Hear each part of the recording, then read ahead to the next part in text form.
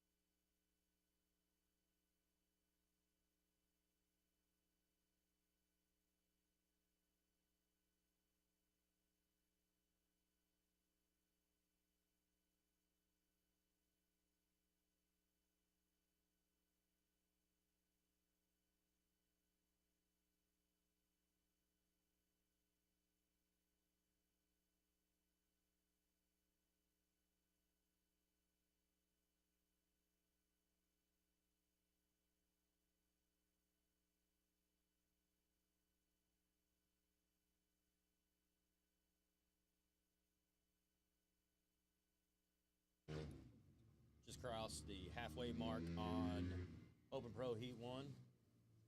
And Jake LaForge is still your leader. The rain seems to be letting up a little bit.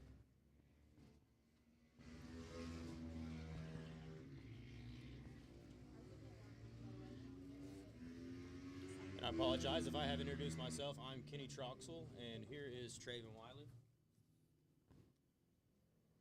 Hey guys, so we're out here watching the North American Supermoto Shootout. Right now, as Kenny said, we've got Jake LaForge out front in the lead, Sean Butterman in second, and Dawson Schaefer taking up third place right now. So tell me, Traven, what do you think about like the vision difficulties these guys might be having because of the rain? It's a little different than pulling a tear off, on a typical dirt bike. Yeah, the vision in the rain is always a little bit tricky because you're not only fighting the rain coming out of the sky, but also falling off of the tip of your helmet visor. I'm sorry, Traven. We have got a rider down. Is that Sean Butterman? Looks like it is. Sean Butterman. And now we have a new second place rider, Dawson Schaefer. It looks like Sean's all right. He's doing okay. Getting things going. He may bang some bars up a little bit.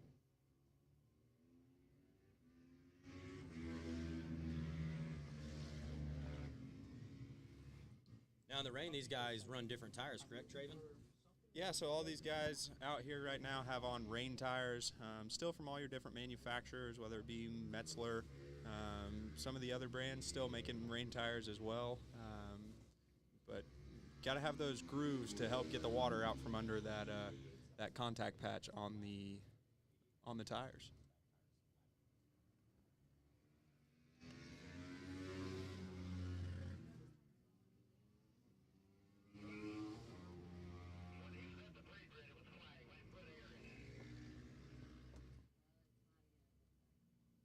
Just a race check in here. We still got Jake LaForge out front.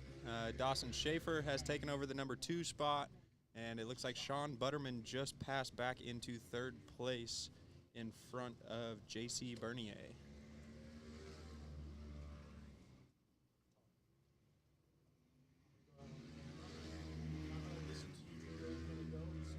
So like Kenny was saying earlier, one of the things these guys are fighting is going to be vision.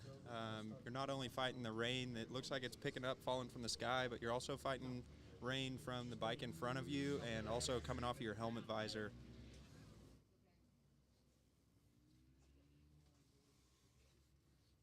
Rain seems to be picking back up and not making it easy on these guys at all.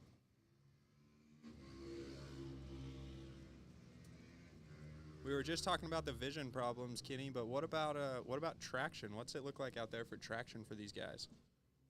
It looks pretty slick, honestly. Things change on this track from spot to spot. Coming off the dirt is probably very slick.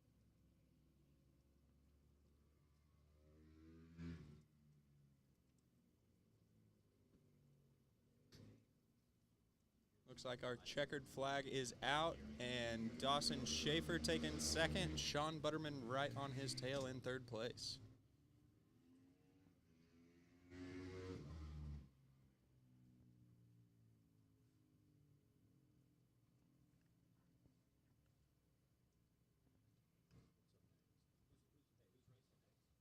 So that's going to be wrapping up your first Open Pro Supermoto heat. In the first place spot, we had the number 17 of Jake LaForge, second, the 109 of Sean Butterman. Or actually, excuse me, we had second was the 33 of Dawson Schaefer, and number 3 was the 109 of Sean Butterman.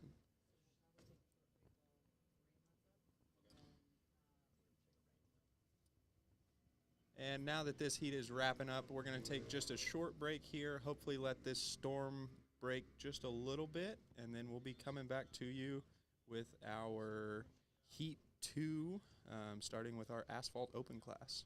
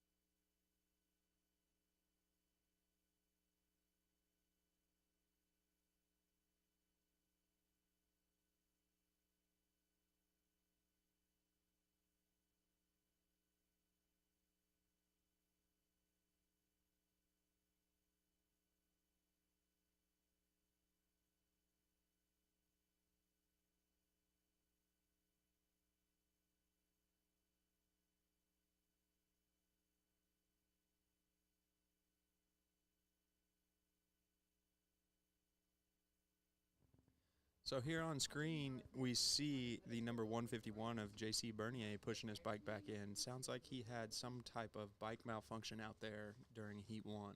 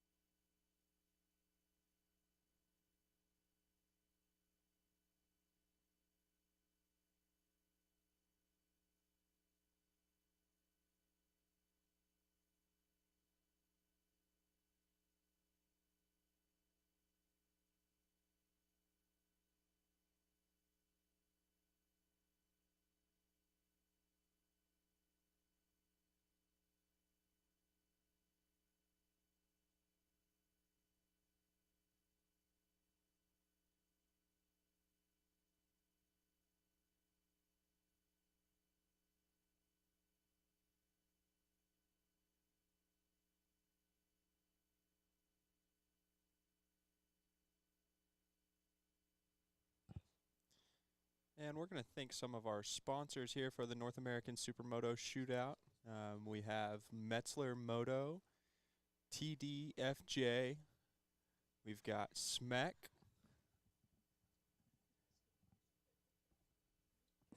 Cascadia Supermoto, Colorado Supermoto, Supermoto Quebec. We've got some people all the way from Canada down here in Oklahoma here for the North American Supermoto Shootout. And we've also got Toxic Moto here providing service to all these riders, changing out tires and helping all these guys out.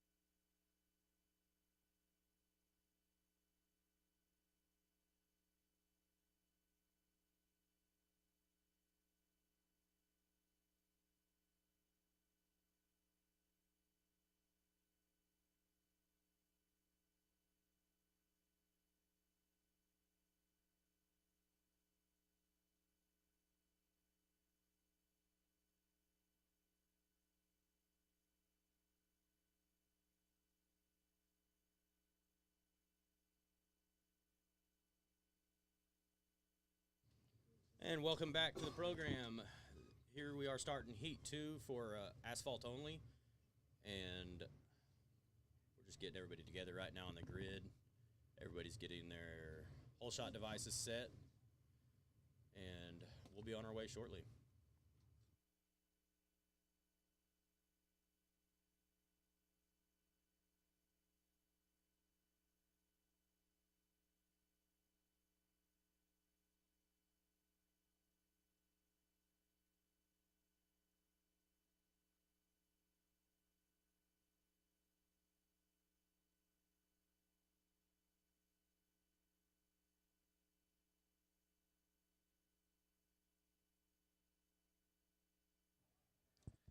All right, so here in our Asphalt Heat 2, we've got the number 71 of Nathan Bayens, the number 312 of Anthony Franco, the number 88 of Jacob Randell, the number 4 of Nelson Moreau Jr., the number 122 of Ken Armstrong, and the number 403 of Kevin Kotliaroff.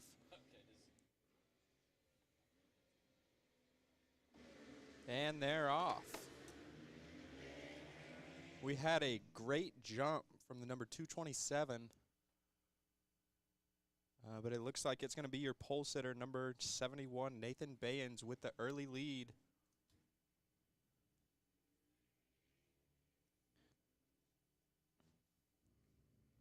So everything's off to a good start here. No crashes. Everybody's upright. The rain has stopped, so the track will probably start to dry out here shortly. What do you think, Traven? Yeah, I'm sure after a couple motos get underway, we'll start to see a dry line develop through a lot of these turns. But through the tight turns there, we still have some puddles, which will be very interesting to see kind of what happens with whether these guys keep rain tires all day or if they start to go back to some slick tires. So these guys are still on rains, right, even though it's not raining anymore? Yeah, so they're all still running rain tires. The track's pretty wet. You can see the 312 of Franco there getting a little bit loose. That's just because the track is still wet and slippery.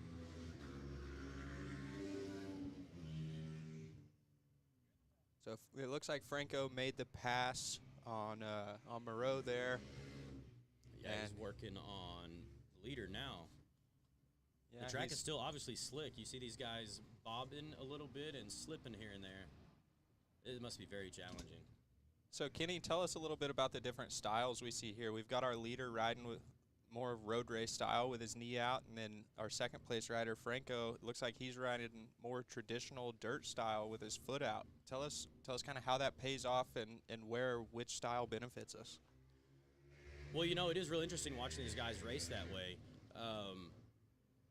I think it has a lot to do with their background and what they feel most comfortable with.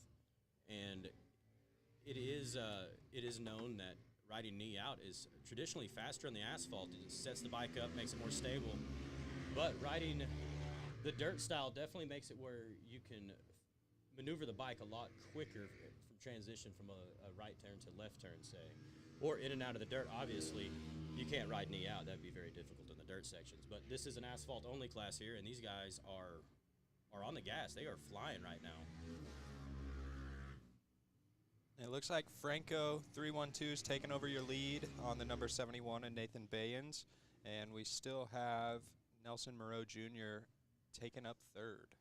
Yeah, he's sitting there right there, and sometimes these guys can get in a battle and it slows them down, and it can give the guy in third place an opportunity to either make ground or even possibly make a pass.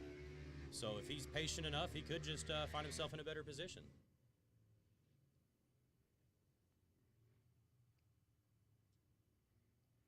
Now, in conditions like this, these rain tires are very, very soft compared to the traditional Supermoto slick, and they can overheat on you.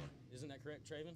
Yeah, absolutely. Once we start to see a dry line develop, you'll definitely see these guys start to overheat the tires, and sometimes you have to get a little creative with your lines. Then this track actually has some key turns that kind of hold water to the inside, so sometimes you'll end up seeing these guys taking some really tight lines just to splash water on those tires and try and cool them back down so they don't have any grip issues.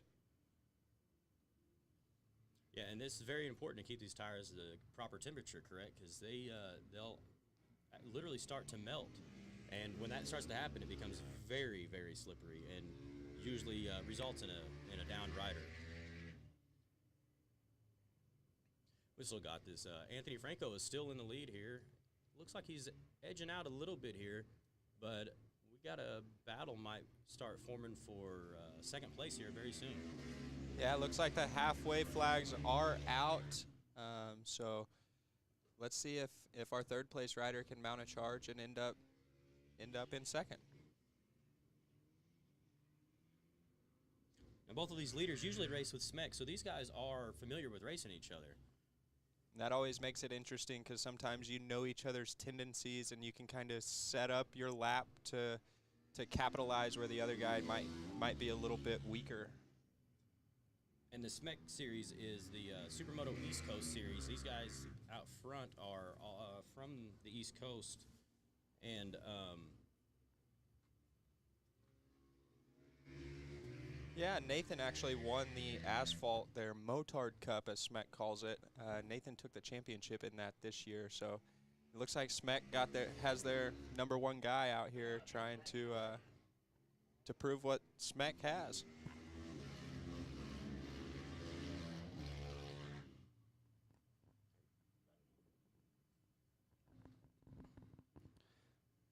So a lot of farther back in the pack, we do still have the number 88 of Jacob Randall, and also the number 122 of Ken Armstrong. Ken is actually here all the way from Quebec, Canada. wow, And Quebec. Jacob Randall is all the way out of Gold Bear, Washington. So these guys had quite the trip to come all the way down here to Oklahoma for this shootout. Yeah, these guys have really been putting the work in here lately. It's been a very challenging day with the weather, and it actually looks better now than it has all day long.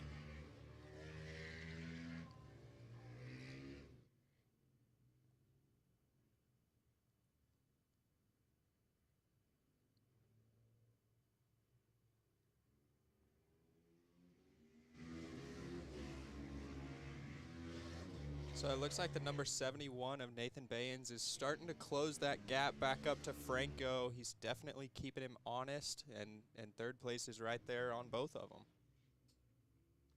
How fast do you think these guys are doing coming down the main straight into turn 1? Man, that's a great question, Kenny.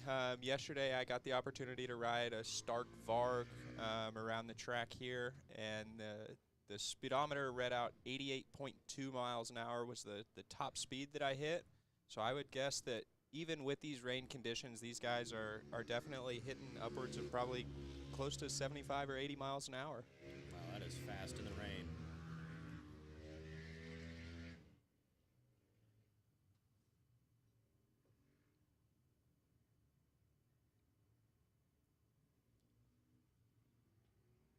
All Looks right. like we're coming up onto the last lap now.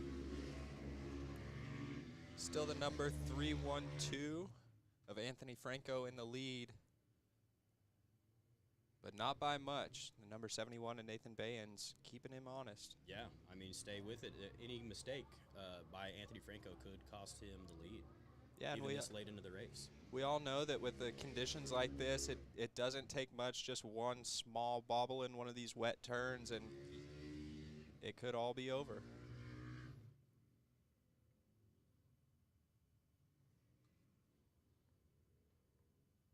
And Marin Nelson Jr. is still right there in third place, right behind these guys.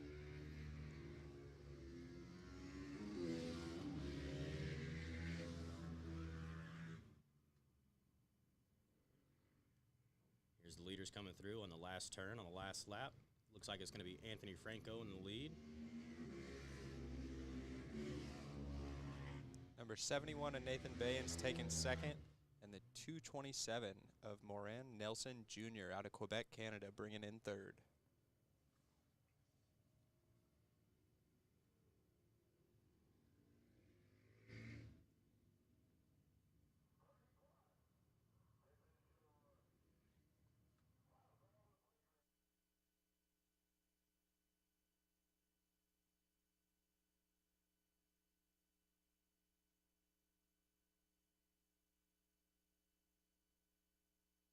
Got it.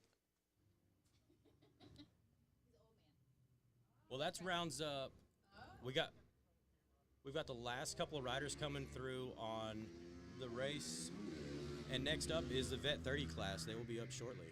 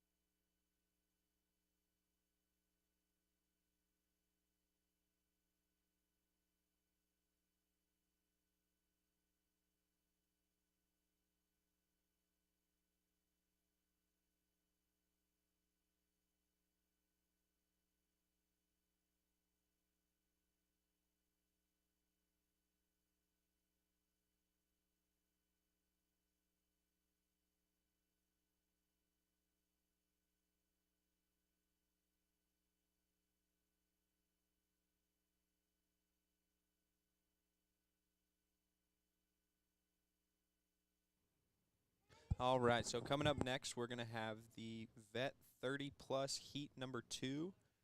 We're just giving a couple of these guys just a quick minute to cool off. We've got a couple of guys here that also just ran in our asphalt only class. So they're getting cooled off, getting the bike topped off, and then we're going to be right back to racing with the Vet 30 Plus Heat 2.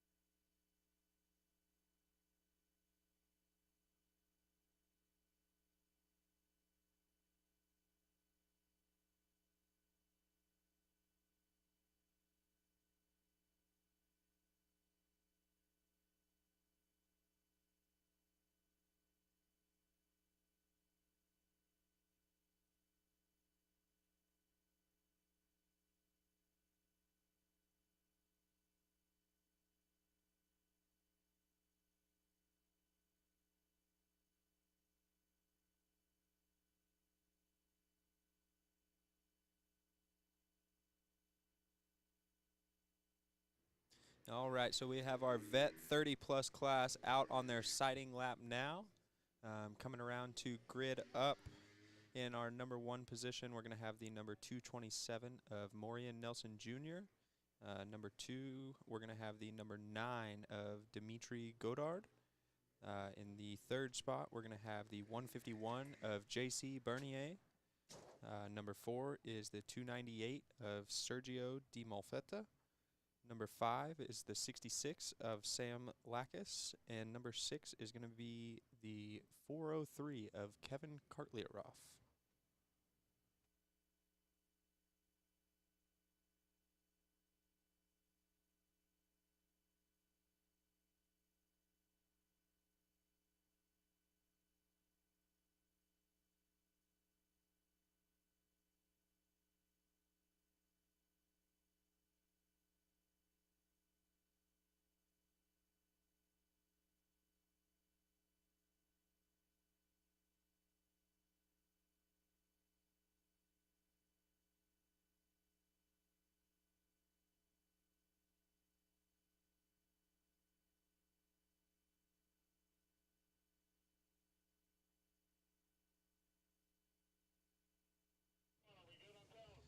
All right, Kenny, so our pole sitter here, the number 227 of Nelson Jr., he was also in the asphalt only class. So is that going to pay off and have any kind of advantage here in the Vet 30 Plus Supermoto class? You know, I think it does. He just come off the track, so he has the latest knowledge on the track conditions, and I do think that comes in handy. I would tend to agree with you, especially with the rainstorm that we had come through right before that asphalt only class. The track's not quite the same as it was this morning, which sounds a little bit crazy because I know it is asphalt, so it's not like it's developing bumps or ruts like a motocross track would, but the rain really does change these conditions. And they're off. And 227 is got a great jump on these guys. And they're into turn one here. Very slick. These guys, do you think they're pretty timid on the first lap? Man, it doesn't look like it. It looks like our 227 came through there wide open, feet off, splashing through the puddles. They are on it. It looks like these guys mean business. They want that good grid position for these main events.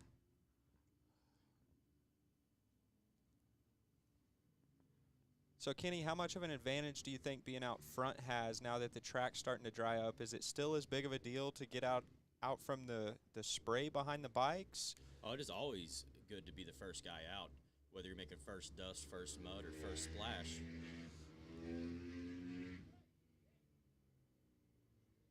Visibility isn't such a problem now, but there is still a little bit of rain or water out on the track, and that could spray up. These guys are starting to space out a little bit here from first to second.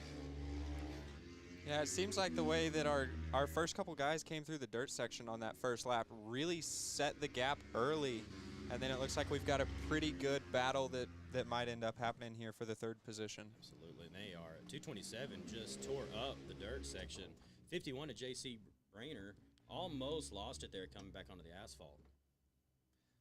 Now, do you think it's tough on these guys coming from the mud straight back to this wet asphalt and their tires? What do you think?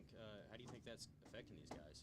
Man, absolutely. It is a mental battle coming off of the muddy dirt section onto some wet pavement and knowing that the first couple turns each direction, your tires are going to be covered in mud. It's going to be slippery, and you might just have to hold on.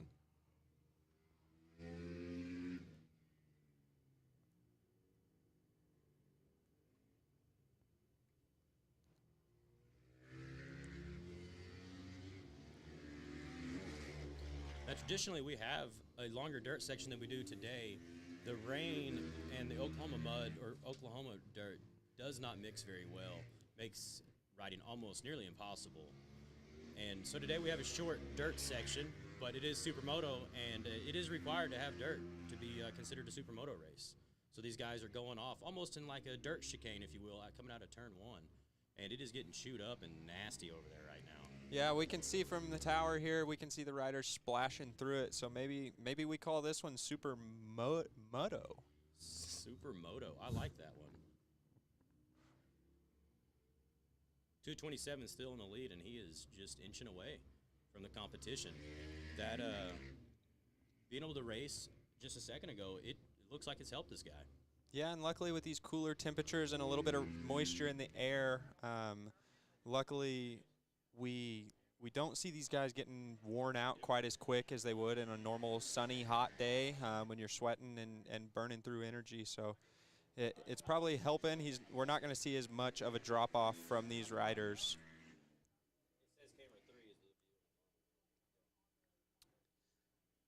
And it looks like the number 9 of Dimitri Godard is putting a little bit of a gap on 4th and 5th place, the 298 and the 66.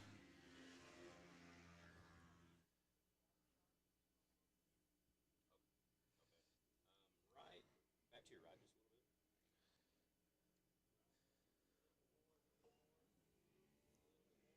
a little bit. Right there, that's good.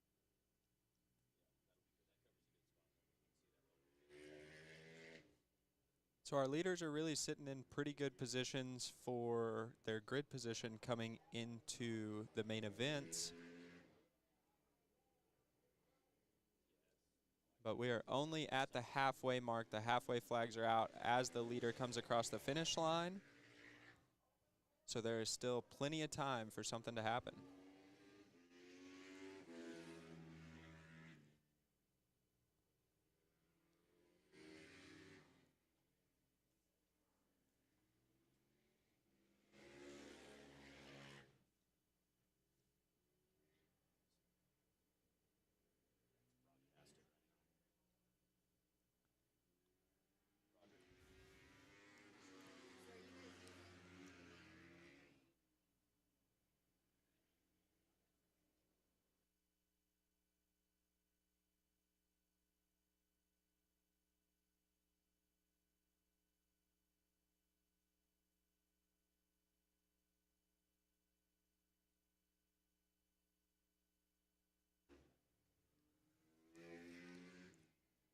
All right, so nothing really changing here as we see our leader come around the last turn, the number 227 of Maurian Nelson Jr. on his Husqvarna 450, leading the 151 of J.C. Bernier on his Honda.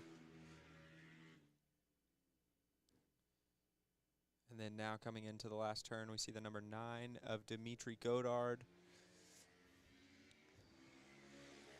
Dimitri has looked good all weekend, and he is a knee-out rider, and he is handling this wet pretty decent today. Yeah, he's really seeming to make it work, even going through the dirt section, just making it work, getting back onto the asphalt, and getting the time down on the asphalt.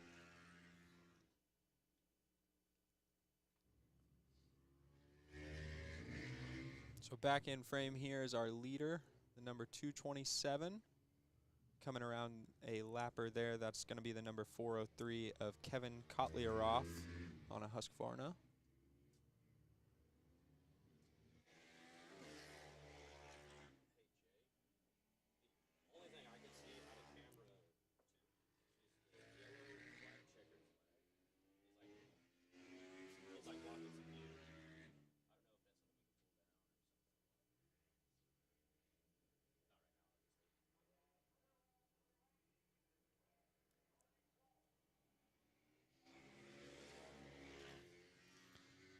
All right, so it sounds like just 2 laps remaining here in this Vet 30 Plus heat race.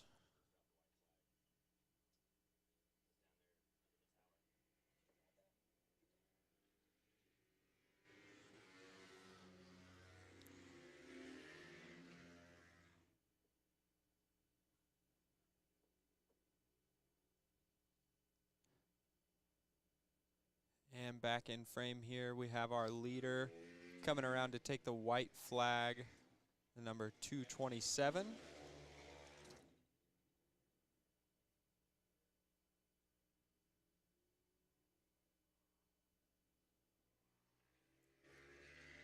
Number 151, J.C. Bernier, still holding it down in second spot with a pretty good gap to the number 9 of Dimitri Godard in third.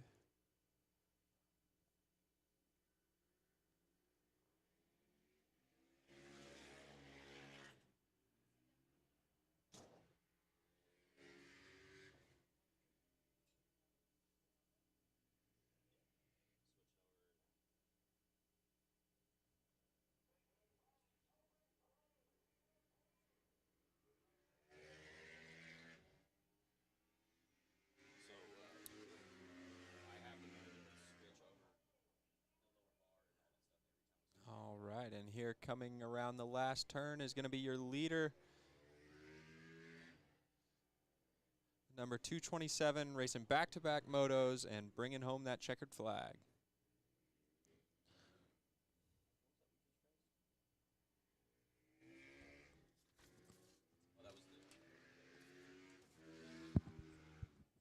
And that's finishing up Vet 30. Next up is...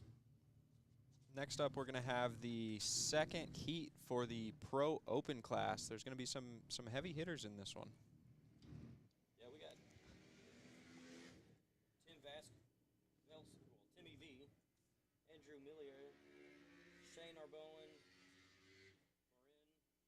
This guy was...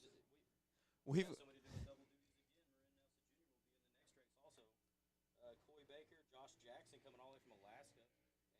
Allison from South Dakota.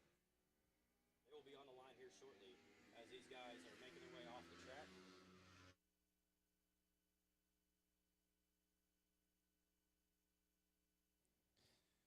So coming up next is Heat 2 of our Pro Open class. There are going to be some heavy hitters in this one. We'll have the number 144 of Andrew Millier taking pole, with the 64 of Shane Narbonne in second. And then, believe it or not, in third place is going to be Maurian Nelson Jr. again for a third consecutive moto. Bringing up fourth on the grid will be the number 838 of Timmy V. Tim Velasquez coming out of Colorado.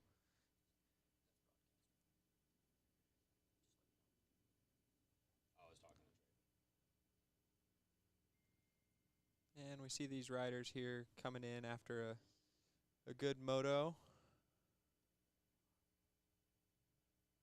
Time to get refreshed and ready for the first main event.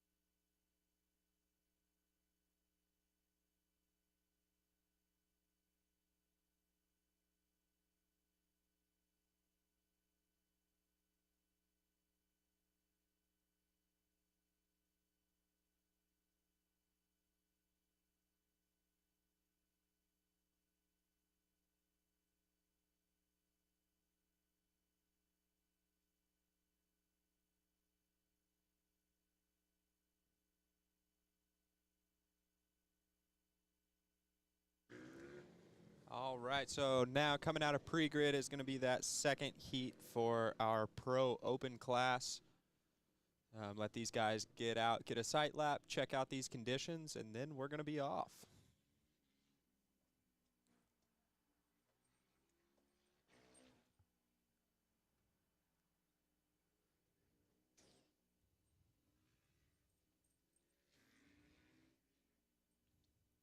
We see Fred getting that green flag ready. We know that is one man that is passionate about his flags. Yeah, would you like to take a moment to talk about our race director, Fred here? He puts in double duty for this organization and has for years. He is absolutely outstanding in what he does.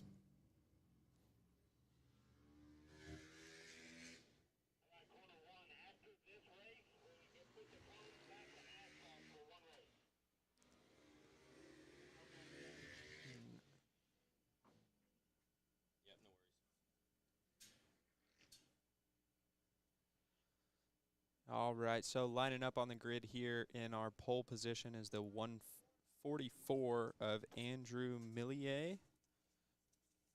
Second place is going to be the 64 of Shane Narbonne on the Honda 450.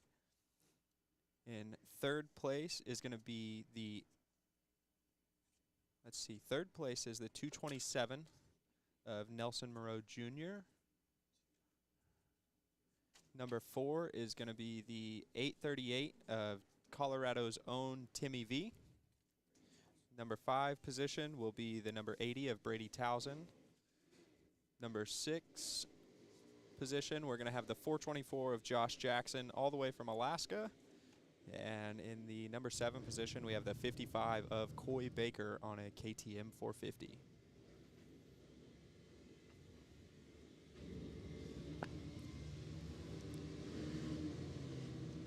Oh, Looks and like so we might had have a false start here. multiple riders jump the start here. Wow, that was one of the most chaotic starts I think we've seen in a while, Kenny. Yeah, that was unexpected for sure. I'll be interested to see if they are going to throw the red flag and restart that one, it looks like. Yeah, it looks like the red lights are flashing, so red flag is out. So it's a little different than our traditional Supermoto start here. At the shootout, generally at most organizations, we start off of a flag. So whether the flag goes up or the flag goes down, that's when you go. But here, we're actually using a lighting system thanks to Track Systems North America. So whenever the light goes out is when you go. So these guys must have just been thrown off and taken off whenever the light lit up. What do you think false start does to these guys' nerves? Man, it does one of two things. It either gets the anxiety through the roof because you just messed up and now you've got to make that time back up, or it just completely relaxes you because you got the bad one out of the way, so now we're getting to re-rack them, and here we go. Do you think it affects their tires or their clutch or anything like that? Man, I could definitely see it on the tires.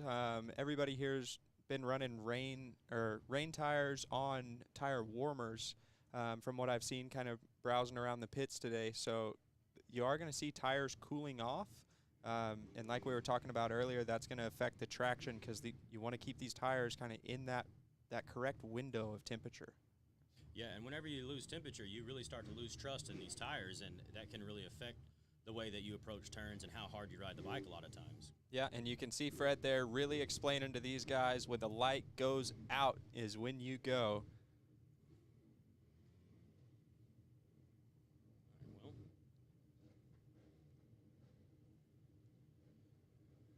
got a whole shot devices set. Lights are on. And we're off. Oh. Timmy V with a great jump from the 4th position. Looks like he's going to squeeze everybody out coming into turn 1. And Timmy V with the whole shot. And it's Shane Arbone right there in second, number 64 on the Honda 450. Oh, and we just had a good accident. Looks like we do have a rider down coming onto the asphalt, and he might need looked at, guys. See, and we're just trying to figure out exactly who that was. We got somebody over there helping him. So the racers here, we got Timmy V still out in the front, Shane right on him. And who is that in third place there? I cannot tell. That's going to be our buddy Nelson in his Nelson third consecutive Jr. moto. This man knows the track conditions better than anyone else. He's been out there every moto that we've had. And it looks like due to our down rider, we're actually going to have a red flag out. Red flag. Who is it that is down?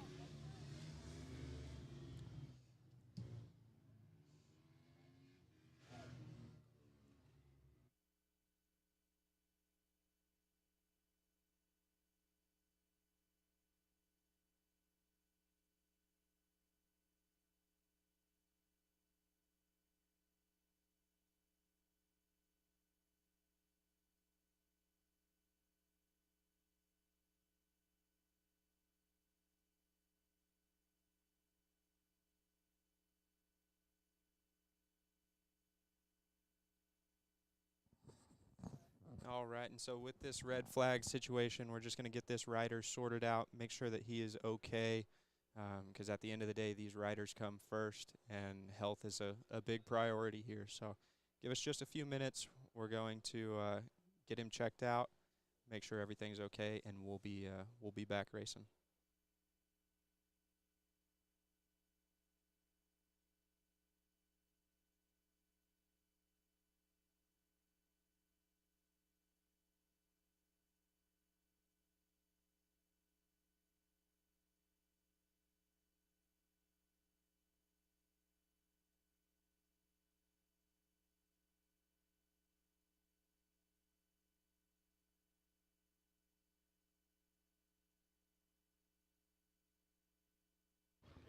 All right, and so our rider is up and being assisted off of the track here.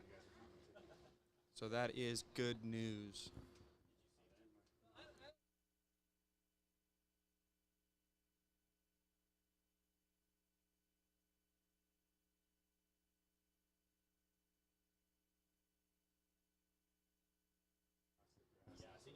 And one of the things we love to see about Supermoto, I know it's off screen for you guys right now, but looking from the tower here, I can see all the riders that were on the grid actually stopped where this down rider was and are offering a helping hand just to make sure that he's all right. And that really speaks volumes to me of the Supermoto community and how tight-knit all these guys are, especially in this pro class. A lot of these guys travel around the country racing each other, so everybody's looking out for each other's best interest.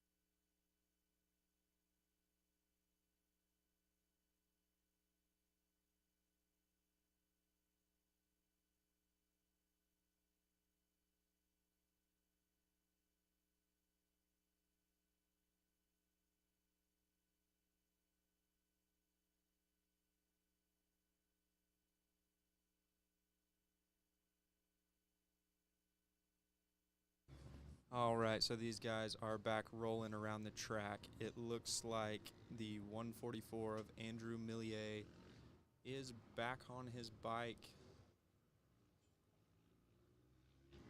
So that is great news. And so like we were talking about earlier, now these tires have really dropped down in temperature, so these first couple of laps could get dicey and be a little interesting.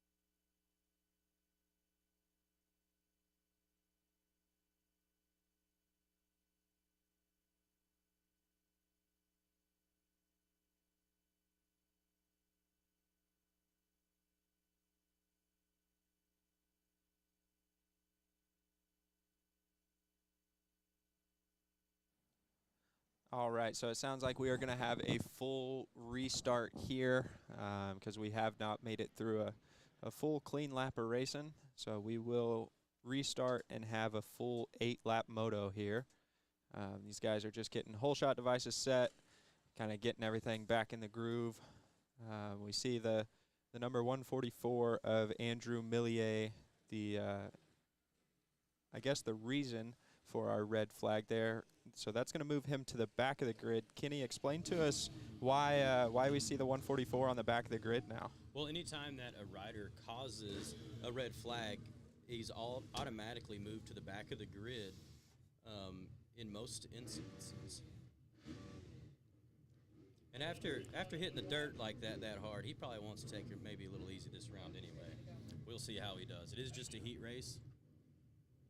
And he was our fastest qualifier for this group of riders, so he probably can move his way back up to a good pole position for the mains coming up later. All right, so here we are. The light is on, and we're off. Again, a great jump from Timmy V. Oh, moving over to pinch off the competition. 144 falls in. All right, got a decent start out of that. And these guys skip the dirt section the first lap just to kind of keep it a little safer since the dirt section is so close to the start of the race. And we have Shane Arbone out in the front right now, followed in by Timmy V.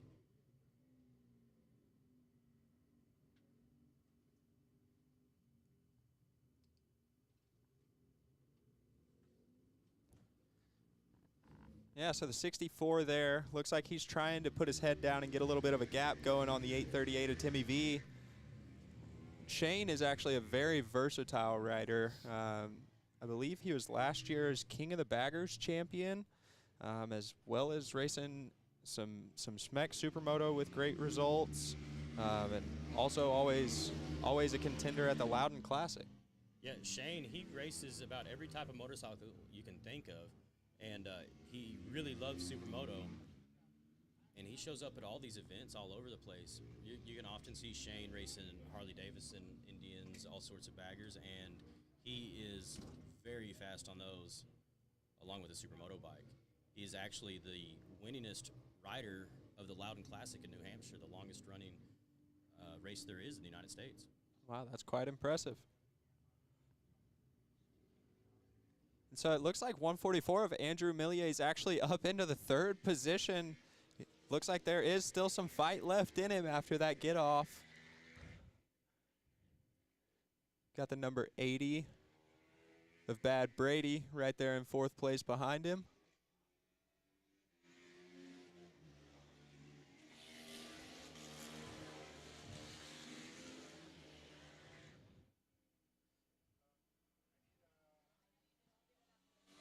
So it looks like we've actually abbreviated the course here and eliminated the dirt section, I think just due to the conditions and that last crash that we saw causing a red flag. I think that little abbreviated dirt section that we were running had just, it's been beaten too bad.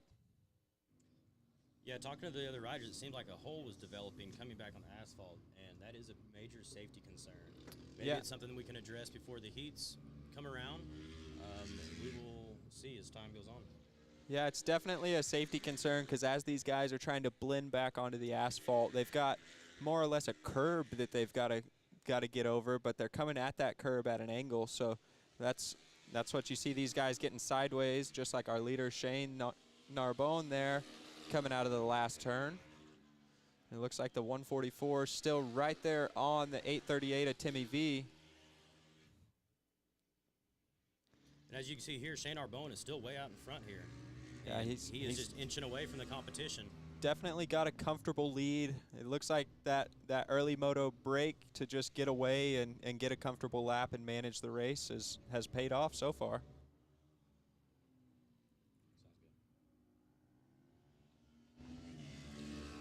Now you see here Timmy V and Andrew Millier. Now Andrew's the one that just went down, and he's back in the fight hard. This looks good. This could be a really good race coming up here. Yeah, we're only just now getting to the halfway point, and it actually looks like these guys have maybe closed up on our leader just a touch. But the 144 is definitely not letting Timmy V have it easy. He is right there knocking on his door. Yeah, as we was talking earlier, sometimes when guys battle, it'll slow them down, and other times it can actually speed them up. And these two guys right here, Andrew is a very fast asphalt racer, and Timmy V can hold his own, but he is known to be more of a dirt rider. So this could develop into a pretty good race here. It looks like it will be. Yeah, it's really interesting to see sometimes, like you said, whenever these guys are battling and kind of passing back and forth and holding each other up in turns, a lot of times that's when you'll see either the leader be able to get away from them or the people behind him catch up. But these guys, as Andrew Millier is making the pass right here. And he does. He secures that second place. We'll see if Timmy V has anything for that.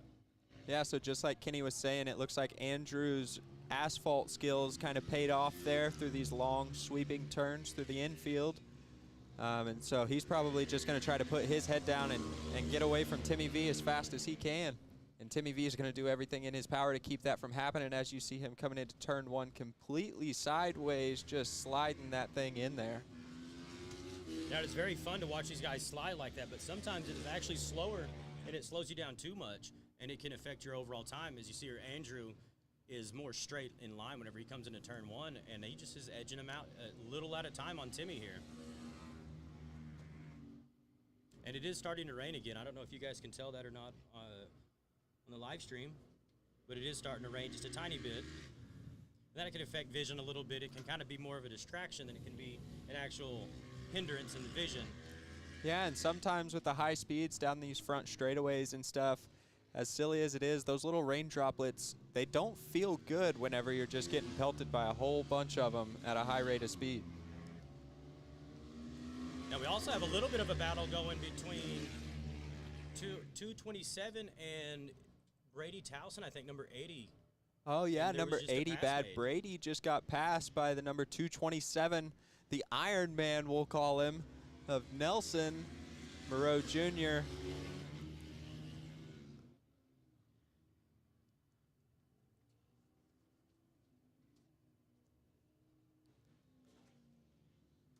You see here Timmy V's just kind of trapped behind that lapper, but he's able to make a clean pass and pursue the hunt for the 144 of Andrew Millier.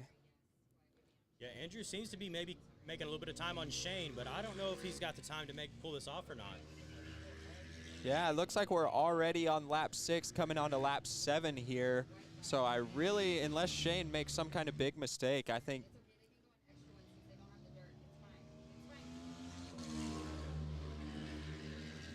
Yeah, the next lap around will be the white flag lap. Yeah, so 2 to go for these guys. Shane just trying to keep it smooth out front and maintain this gap that he's got on the 144. And I think the 144 is also just trying to hold his own kind of in that middle ground between the first and third place riders. And it was decided to add an extra lap since we canceled the dirt section for this round. Yeah, we've got to do something to offset it. Like you said, Supermoto, there needs to be some kind of dirt section, but unfortunately with the rain that we've had all last night into this morning, that's just kind of continued on and on all day, we had to eliminate that short abbreviated dirt section that we had. We have Josh Jackson here on screen. We've had. Yeah, and so there goes our leader, the number 64, Shane Narbonne, into the first turn on the white flag, the last lap.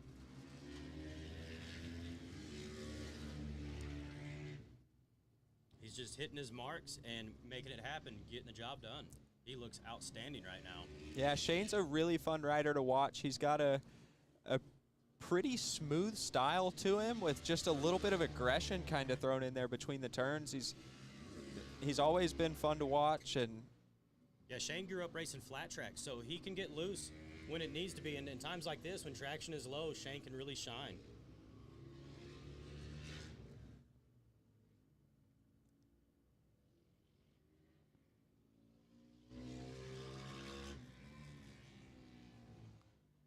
All right, and we see the number 424, Josh Jackson there, just kind of pulling over and giving way to the number 64, Shane Narbonne. Going by on a wheelie.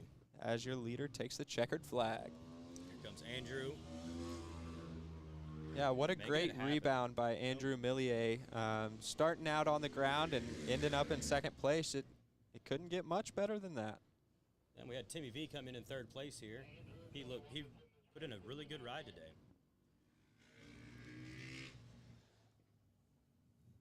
Yep, coming around next is going to be the Iron Man 227. He is in, I believe, 4 different races today. He is getting a lot of screen time. Good for him. Make sure those sponsor logos are polished up on that bike with all the TV time we're getting here. And Coy Baker just came across the line. Yeah, Coy comes out of Colorado Springs on a KTM 450 SMR. Probably one of the regular attendees at your Colorado Supermoto events.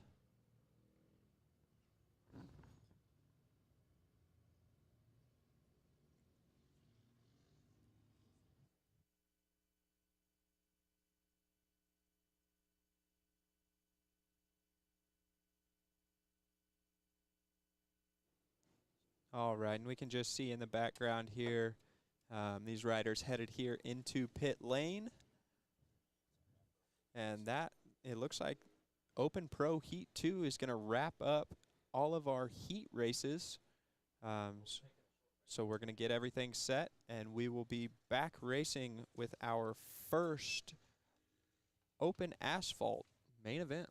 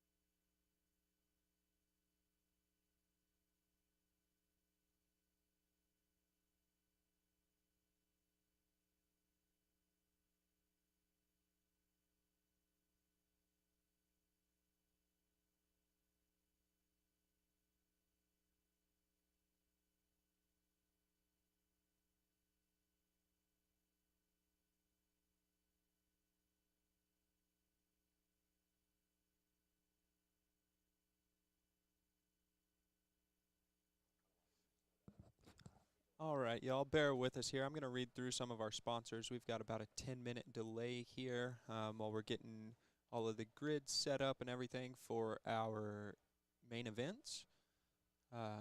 So we'd like to thank some of these companies that help us out. We've got Tom Duma Fine Jewelers at tdfj.com. They're going to be the ones that have made our trophy or our reward, I guess, for the pro classes. We've also got Metzler Supermoto tires. They're the official tire of the North American Supermoto Shootout. Toxic Moto is here providing trackside support to all of the riders.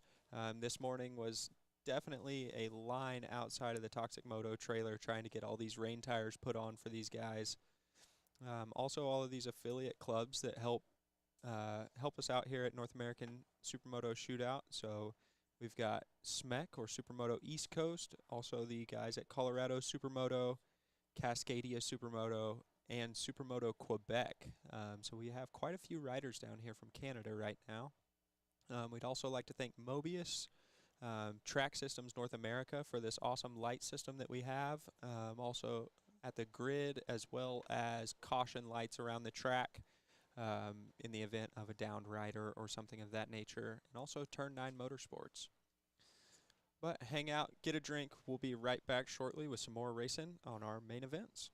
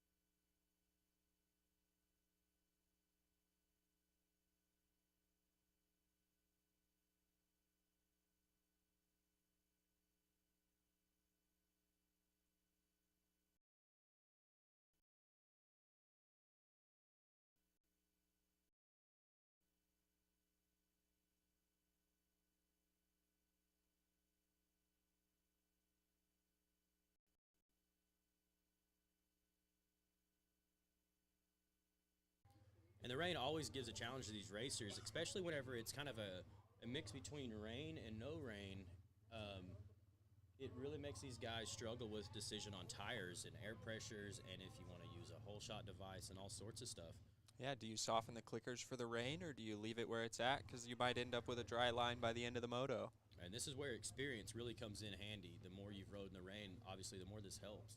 Yeah, and we all know that as soon as it starts raining, that's usually when we pack up and go home, because nobody likes to ride in the rain for fun. But Nobody. for some reason, whenever it's race day and it's raining, it always seems to put a smile on your face whenever you're on the track. Yeah, the riders overall seem to be in pretty good spirits. It is quite the challenge, though, and it can be frustrating at times. But they are racers, and this is nothing new to them, and they know this is the game, how it plays sometimes. Everybody's racing the same track. Yeah, I've been kind of cruising around the pits this morning, talking to a few of the different riders. I had a rider tell me, actually, that he hasn't crashed as much in his life as he has this weekend. But I think that's just these guys getting out here and trying to find the limits of the conditions here in the rain. Absolutely. I mean, you have to hang it out. If you don't, somebody else is always willing to do it more. And that guy either goes extremely fast and takes the win, or he sends it into the dirt and crashes. Yeah, sometimes in the rain, it's definitely a matter of mind over matter. Sometimes it's a matter of who can just kind of turn their mind off and turn the throttle on despite sliding around with low traction. And especially around this track, you know, we can see there's some different patches in some different spots, and that can always be tricky, finding your line around the slick spots. Absolutely. I mean, in the screen, you can see there is two colored asphalt right here in the screen, right down the middle of the track, it seems like. And the darker asphalt here has more traction than lighter asphalt all the way around the track. And it does vary, changing from patches to strips down the straightaways and in the turns. And that's what we love about Supermoto is the conditions. While it is a pavement track, the conditions never seem to be ideal. So it kind of shows you who the best rider is, because they have to rise to the occasion and be better than the track. Well, that is the thing about Supermoto. It is a sport where a well-rounded rider seems to do very well, because you are always switching from motocross to road racing to flat track. Yeah, we saw that earlier with Shane Narbonne in his heat race, and just kind of getting away to an early lead and maintaining that lead. Absolutely. He is, as we said earlier, a very well-rounded rider and probably the most diverse rider in the country. He races everything from ice bikes in Canada in the wintertime, on frozen lakes and frozen rivers, all the way to Supermoto in the summertime and in the rainy season even, as you can see today.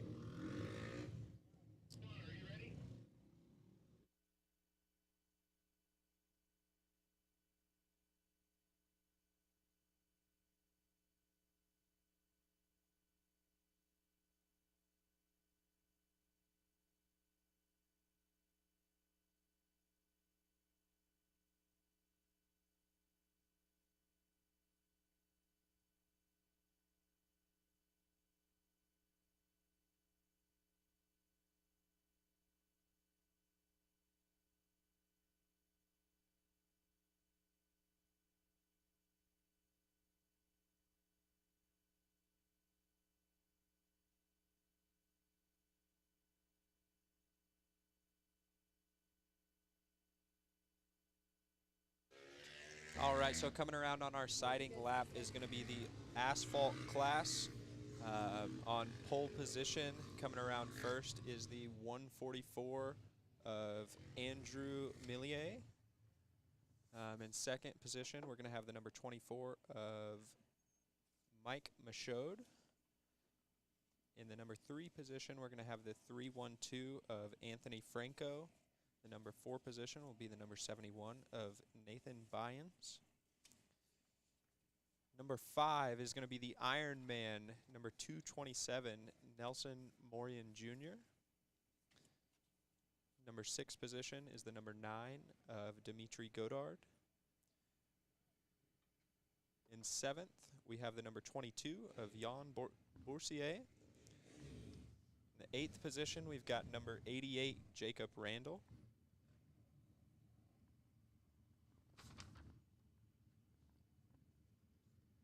And ninth qualifier is number 122, Ken Armstrong. And then we go on to number 10, Renee Franco, the only female in this group. And she is actually racing her dad, Anthony Franco. Oh, wow. So a little battle in the household here. Yeah, we'll see how that turns out. And then we have Kevin, number 403. Oh, Kevin Cartlier off. And then number 12, Hayden Burge from Sturgis, South Dakota. His dad was supposed to race this class too, but he decided to sit it out today. He's a little older, and he was just going to let the son do it.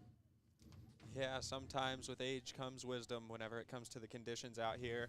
And also with experience comes wisdom in these kind of conditions. So we'll see if the 312 of Anthony Franco, if the experience will pay off versus his daughter, the number 12 of Renee Franco. Here we go. So we see there, Fred's got them all gridded up. He's got a hold of the button.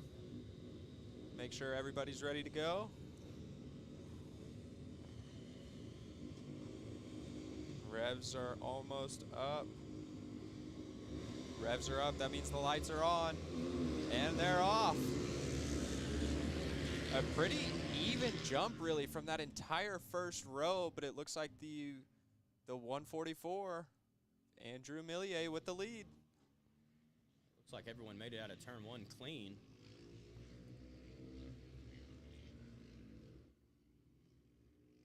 Some of these guys being a little timid on their first lap out, you never quite know.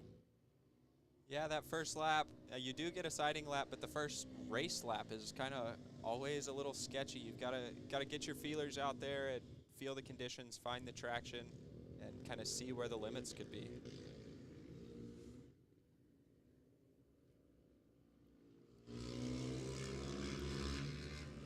So like we were talking earlier, we've got the Iron Man in this. Oh, as the Iron Man just makes a pass there on the number 71. But is that time on the track paying off? These guys here in the third position. Yeah, you're correct. Sometimes this can wear you out and wear you down if you're out on the track too much. Conditioning does come into play.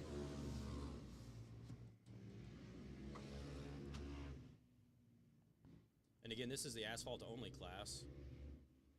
So these guys we will see probably ride knee out more often than what you see in the Supermoto class. Yeah, it looks like even the 312 of Franco is kind of adapting there to Andrew Millier's style and riding kind of 50-50. I've seen him knee out in some turns, and then he's foot out there through the keyhole in this long left-hander.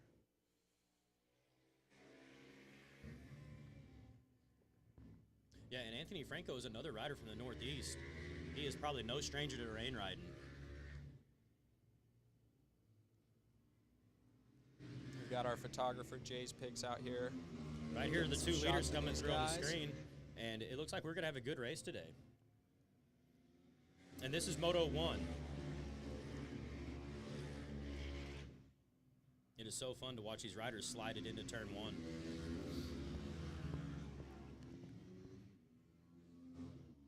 It looks like we've got a pretty tight group of about 4 riders there, with the leader of that group being in the 3rd position. So we'll see what kind of plays out throughout this moto with that group of riders and see And we what have kind a of battle rider happens. down coming out of turn 2. He made it into the tires. He's getting up. I think he's okay. He's a little slow getting going. And that looks like to be Hayden Burge. Yeah, it looks like the number 69. It's Hayden Burge. So back coming onto the front straightaway here is our leaders, the number 144 and 312. And man, the 312 is looking at every possibility that he has to try and get around the number 144 here.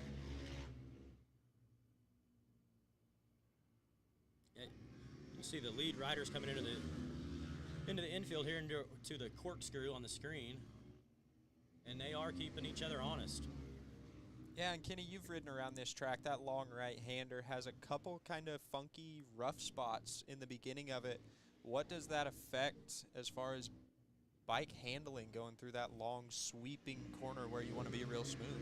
Well, the biggest thing is confidence. It really makes you question the rest of the turn. Whenever you enter the turn and you hit a bumpy section, it does roughen the bike up a little bit and unsettles it.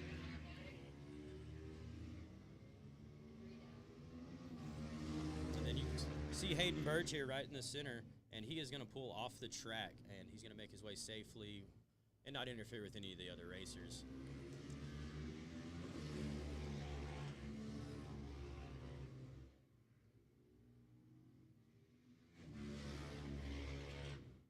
It looks like our battle for the lead is still kind of playing out. The 312 of Franco is just looking at every opportunity and maybe just assessing the weak points from the number 144 here. As he tries to make the move, can he make it stick? Anthony Franco looks like he just passed for the lead.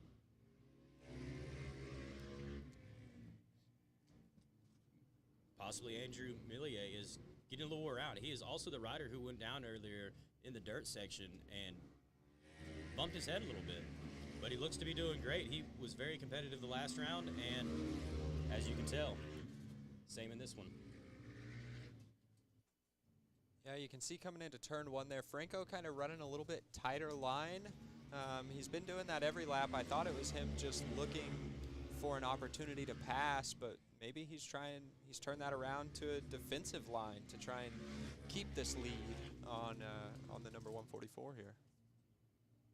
Yeah, I'd probably tighten up the lines to just to protect him so he doesn't get bumped out of the way and a pass made. But also when you do that, it slows you down. So it's very hard mentally to decide if you want to just ride the hot line and leave the line open and try to get away from the guy, or to ride tight so he can't pass you. You never quite know which works best. Yeah, and it's always a little sketchy. You never want to leave the inside open, especially in the rain, because you never know if that guy is going to be carrying just a little bit more speed coming into the turn, and with the lack of traction, he could tuck the front and take you both out. So absolutely. We see again Franco running that tighter line, probably just trying to stay defensive to not let anything happen. Yeah, and as you can tell here on the screen, they are definitely challenging each other. This is going to come down to the wire. Yeah, Millier looked up the inside there. He's just waiting for Franco to make one little bobble. I'm starting to wonder, it doesn't look like we're getting a dry line yet, but there's not as many puddles in the main race line, so are we starting to see a little bit of tire fade? Maybe these tires starting to get hot? Well, we'll see as time goes. It looks like there might still be enough water on the track to keep these tires cool, but when it starts to dry out, these rain tires overheat very, very quickly. Now, this is what we were talking about earlier, when you start to get a little creative with your lines to try and find some puddles, just to try and cool those tires back off and keep them in that right operating temperature.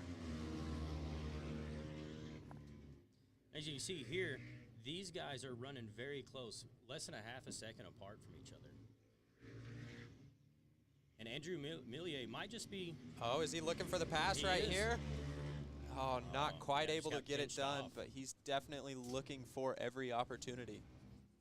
You know, and also he could be set here playing mental game against Anthony Franco and just waiting for him to make a mistake and just be handed the pass.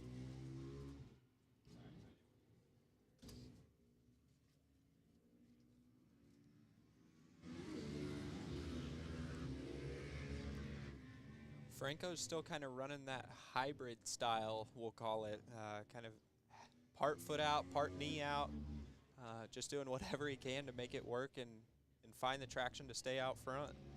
And if you pay attention to the screen here, they come across, and I was hoping the cameraman would get him coming into turn one and sliding.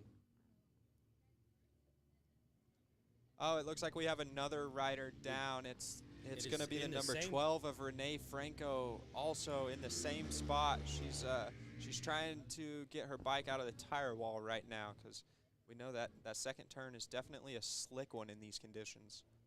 Yeah, and as we were talking earlier about experience, it looks like both of the kids that had dads in this class crashed out. So experience does really come into play here. And again, on the screen, you still have your 2 leaders just absolutely going at it. Yeah, Franco can't make a bobble, because if he does, man, Andrew Millier is right there to capitalize on it. Yeah, and I have personally raced Anthony Franco before, and that man is very hard to pass on a motorcycle. That he is. You're absolutely right about that, Kenny.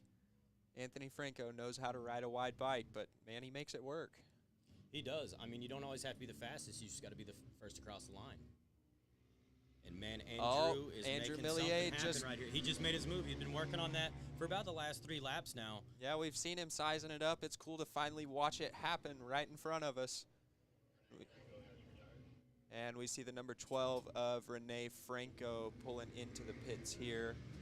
She does look to be okay. She is talking to her mom, who also races and rides motorcycles, along with her older sister, too. So it's a whole family that races. Just a little update for you guys here. This race has been extended by just a couple laps, so we're actually running 15 laps here. Absolutely. I mean, if you have 2 guys battling, it still makes it interesting. Yeah, and you just wonder if maybe Anthony Franco saw his daughter had crashed, and maybe that started to get into his head a little bit, started to question the traction that he has. I mean, absolutely. That and you know, you are always going to be worried about your daughter on the racetrack if you see her crash. Yeah, absolutely. It's always good to see him get up and ride off. And again, it looks like everything was okay with Renee Franco. She just has retired.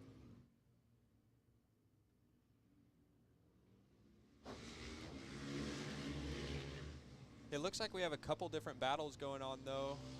The 144 of Andrew Millier is kind of stretched out a little bit of a lead on the 312 of Anthony Franco. But we've still got a battle going here with the 88 of Jacob Randall and the 122 of Ken Armstrong. These guys both from quite a ways away, Ken from Quebec, Canada, and Jacob from Gold Bear, Washington. So it's awesome to see these guys have made the trip all the way here to Oklahoma for the North American Supermoto Shootout. Absolutely, and with the new North American Supermoto Shootout, how these guys qualified for this round was, if you're familiar with motocross and how Loretta Lynn's works, they race their regional races and they have a regional qualifier, and that qualifies them for this national event at the end of the year where everybody comes together and finds out who really is the fastest in the country. Yeah, there was only a handful of qualifiers. We had a qualifier held by our friends at SMEC, Supermoto East Coast. There was also one in Colorado with the Colorado Supermoto Group. One all the way up in the Pacific Northwest with Cascadia Supermoto. And then also Supermoto Quebec. So that's where a lot of these Canadians made it in from their qualifier up with the Supermoto Quebec group. Yeah, riders from all over North America, even Canada. That is pretty amazing.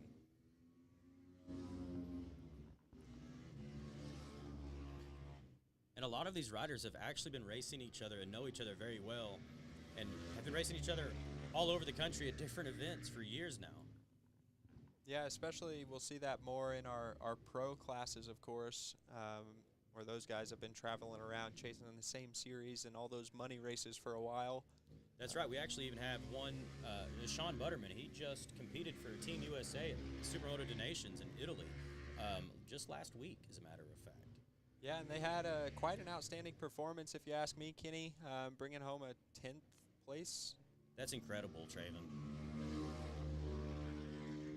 Yeah, if you're not familiar, the Supermoto in Europe is a very big deal, and they take it very, very serious. And the fastest racers in the world race over there, and they produce very fast riders. And for our guys to come over there and do as well as they did, and for the first time competing there in 10 years, is very impressive.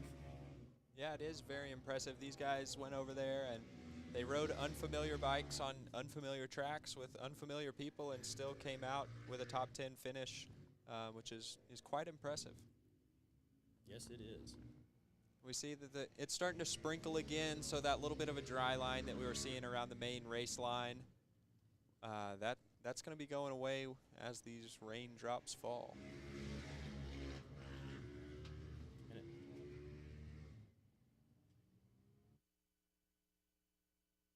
And it looks looks like the white flag is out.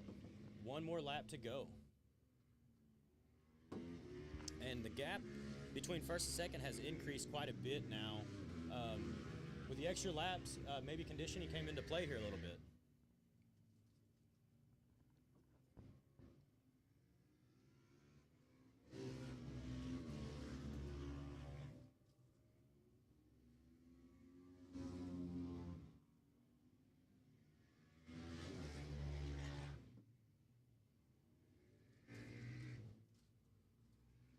Yeah, we're just watching these guys go into the first turn here. One of the coolest things about Supermoto is watching these guys back it in and slide that bike in. Kenny, tell us a little bit about how to back it in. How does somebody learn how to back a bike in? Well, as it looks, and on dry asphalt, it's a better example, but it appears that these guys just smash the rear brake and slide it in, but that's not what's going on here. They actually downshift, and the motor trying to slow the rear tire down is actually creating a sort of brake, and it allows the back tire to go into a slide and not a skid. A skid would be where the back tire is actually locked up and you don't have any control over the slide. And if the tire is still rotating a little bit, you actually have control over that slide, and you can manipulate it with your rear brake and your clutch and front brake. It's pretty impressive to watch these guys do all of that stuff at such a high speed.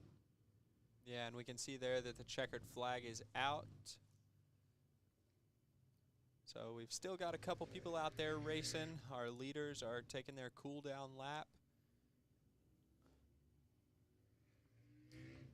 Yeah, I bet they are happy the race is over with. These conditions really make it where you have a high anxiety on the motorcycle, and it can make things very difficult. And it's really, there's a lot of mental strain and stress whenever you're riding these conditions, because you really have to make sure that you're on the ball. You have to make sure to hit your marks and not very far off of your lines, because it could be extremely slick just 2 feet over from where you're trying to go. Absolutely.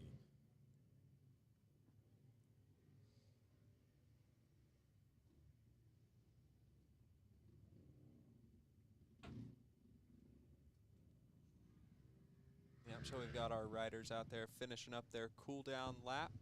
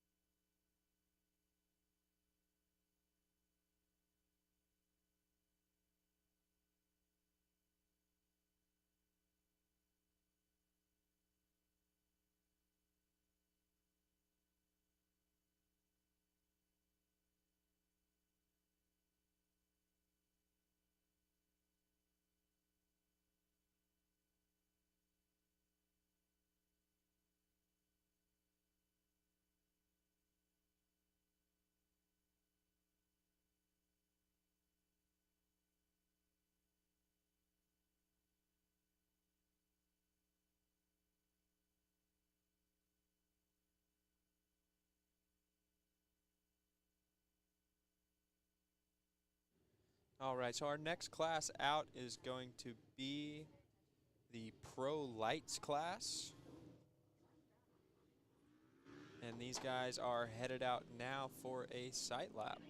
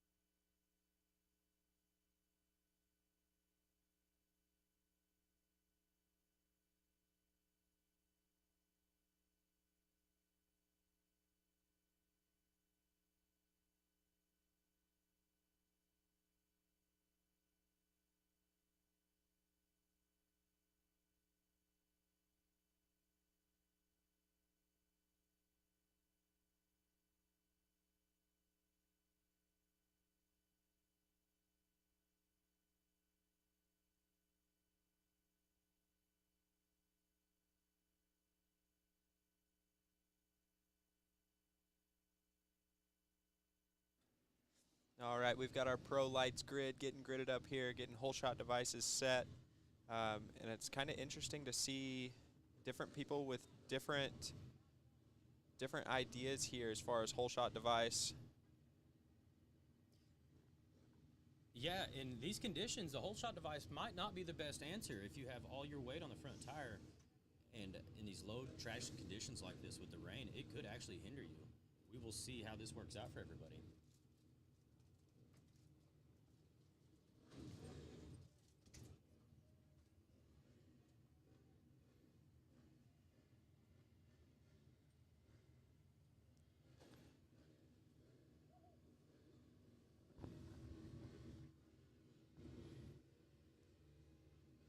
All right, we've got them all gridded up. Fred's getting the button.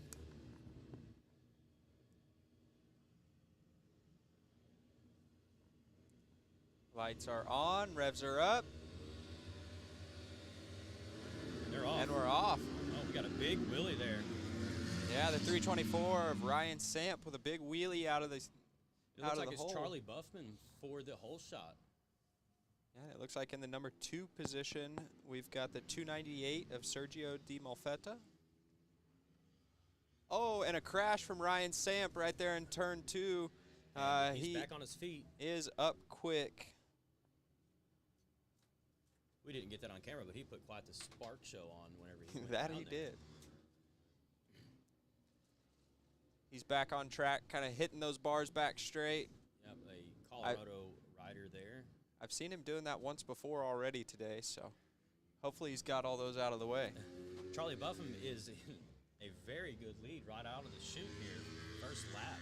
And he is from Illinois and is a very good flat track racer when he's not racing Supermoto.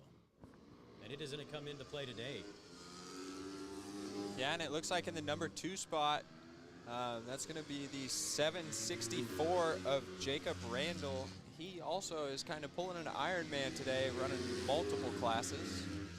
Yeah, and he looks to be on a borrowed bike from Debbie. SM Debbie is what she's known as, Supermoto Debbie. She is an older lady that has these Supermoto bikes, and she loans them out to some racers. It is a very cool thing that she puts on. Unfortunately, she wasn't able to come. She had planned on attending this year, but was not able to make it.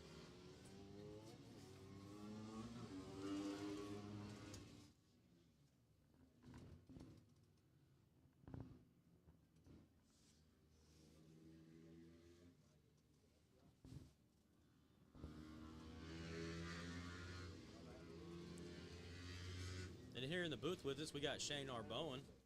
You want to say anything about any of these racers? Maybe Charlie Buffum out here in this great lead. Yeah, he's killing it. You know, looks like he's having fun too. That's the thing that matters. You know. But we can't thank Naz enough for putting this on. You know, it's. I kind of feel bad at the same time because this is the weather we don't want. But all in all, we all have to do it. We all have the same conditions. So hats off to all the guys working here. You know, getting wet, and you guys get to stay dry up here. So it's kind of not fair. Yeah, you know us. We're always looking for the easy job. Shane, one thing we've been talking about, especially off of the start, is some of these guys are running hole shot devices locked down. Some of the guys aren't locking their hole shot devices. What do you think about that? What's your best idea as far as why these guys would lock or not lock their hole shot devices? Of course, I mean, some of these guys don't want to, I guess, just because you're not going as hard into turn one on the first lap in this condition. But at the same time, you know, us guys in the Open Pro and probably the Pro Lights here, they would want it, you know, to get that extra little bit of jump off the start. So all in all, I mean, I use it, so we'll see how many people use it in our race. Well, you guys heard it. If Shane Arboen's using it, it's probably the way to go. He had an absolutely great race here shortly ago. How are the conditions out there today? You know, I thought they would be worse, to be honest. You know, the hardest thing is just sitting around all day and like wearing exactly how the track's gonna be, you know. But as every lap went on, it felt better and better. So we need to get this show rolling so I don't lose that little fire I have. So. Well, thanks, Shane. We love hearing your input on all of this. You are a great rain rider and very diverse rider, so these conditions are nothing new to you at all.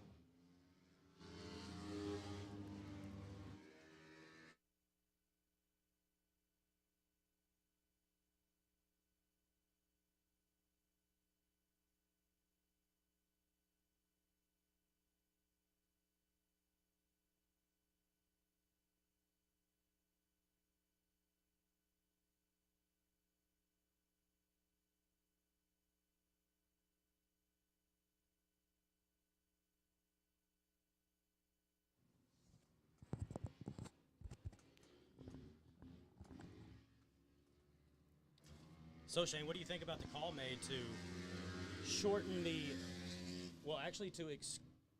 get rid of the dirt section today? It sounded like there was a nasty hole coming back onto the asphalt. Yeah, I mean, of course, we don't want to do that, you know. In the end, it is a supermoto race. So, but, I mean, my concerns really is safety of the riders, you know. It's definitely a little scary, you know. How they have it set up a little bit, I mean, there's not really anywhere else we can go to get a little bit of a dirt, but I think all in all, I think everyone's on the same page, you know, so that makes it even, really. Yeah, very true. Everyone has to race the same track, and unfortunately, because of safety concerns, we have to get rid of the dirt section for the rest of today anyway. Maybe we can fix this for tomorrow, but we'll see. Weather isn't supposed to improve any from today to tomorrow, and like we've been saying, it makes it very challenging on these riders. It can be frustrating. You just never quite know setup or what's going to work best in these because the track is always changing from lap to lap and honestly from race to race because we're getting rain and then it dries up for a second and stops and more rain. It's just been off and on all day.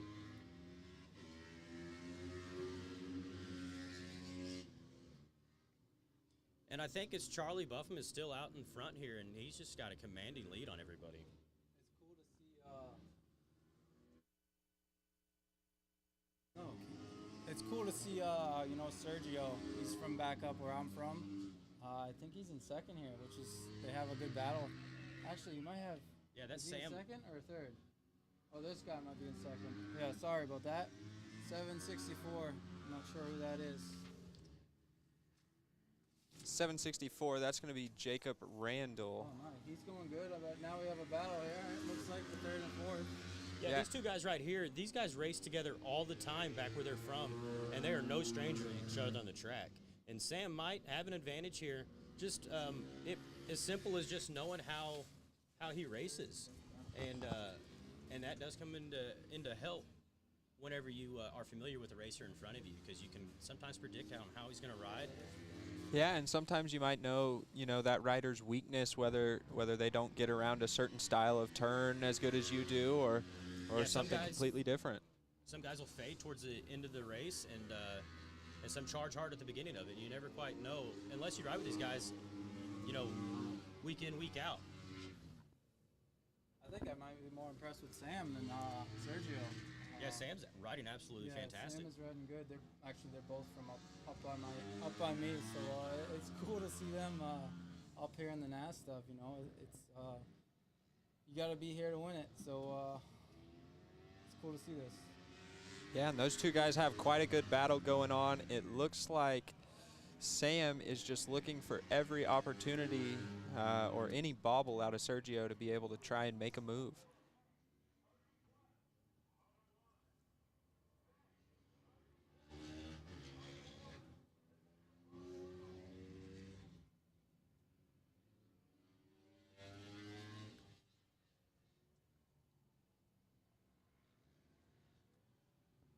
Man, Charlie Buffum really does have quite a comfortable lead here on the 764 of Jacob Randall, and then Jacob Randall has a pretty comfortable lead on the third place. Yeah, the riders are getting a little spaced out right now. This happens sometimes, especially when things are more difficult. Some riders have more experience in the rain, so they're able to check out sometimes on others. And Charlie Buffum is a great rider.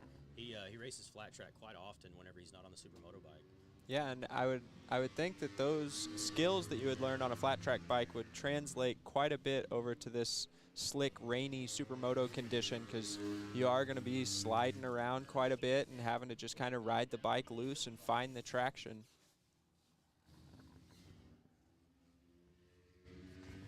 And there's Charlie Buffum right there on the screen. Yeah, those bright yellow wheels really stand out, make him easy to spot.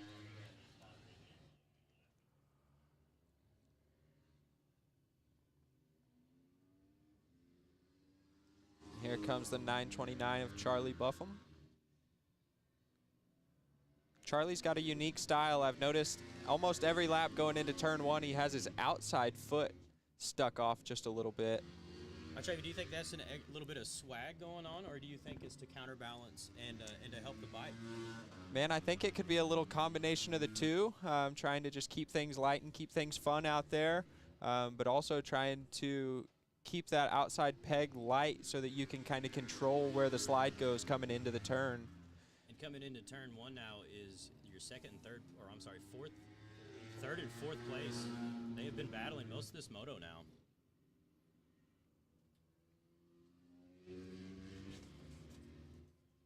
Another guy too, you gotta look out for. Another guy too, your SMAC 250 champion, Steve.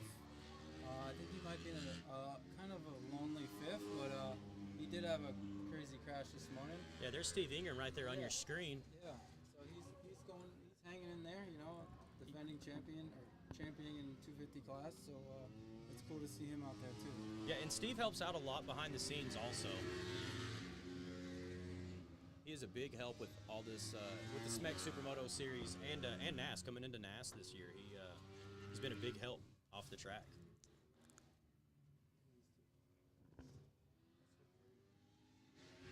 You see on your screen here still that battle between Sergio and Sam.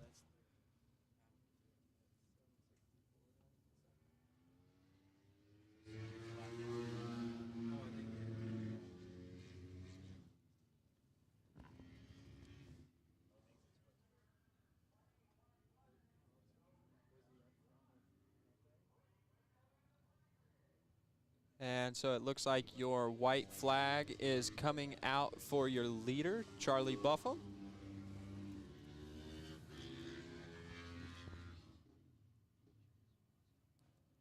Like we said earlier, Charlie has quite a comfortable lead on second place.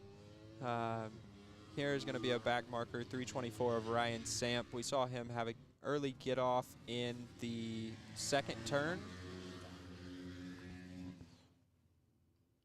Yeah, Ryan Samp is a rider from Colorado, and this is, I think, the second rain race this year that he has competed in.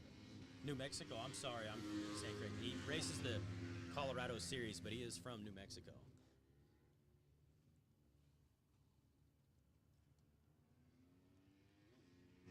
Here you see your SMEC 250 champion, Steve Ingram, coming by.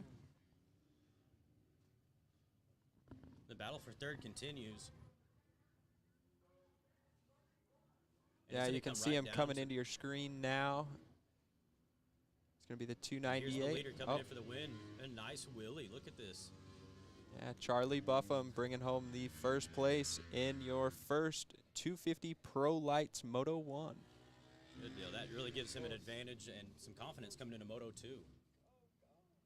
We'll switch back here to the middle here. We've got a great really battle. Good battle going on. It's going to come right down to the wire between Sam and Sergio. And this is a battle for your third place position. Looks like Sergio might have just got a little advantage coming into the last turn there.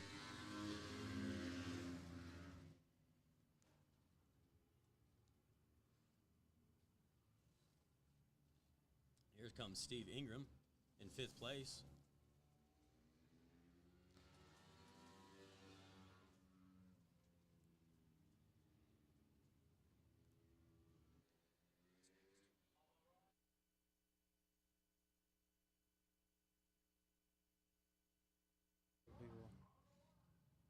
Oh, yeah, I'm out of here, guys. Enjoy the show. Hopefully, you'll have a bunch of good races coming up here, but of course the feature one is the Open Pro. So we got Sean Butters over here. He's hunting for all of us. So it's gonna be a good fight to the end. You know, clean racing, and big thanks to Metzler Tires. You know, they support me with this series and also SMEC, and it's great to have them on board. And TDFJ for supporting the prizes for the pro classes. You know, they're awesome, and everyone at NAS for putting this race on. So cheers and have fun, guys.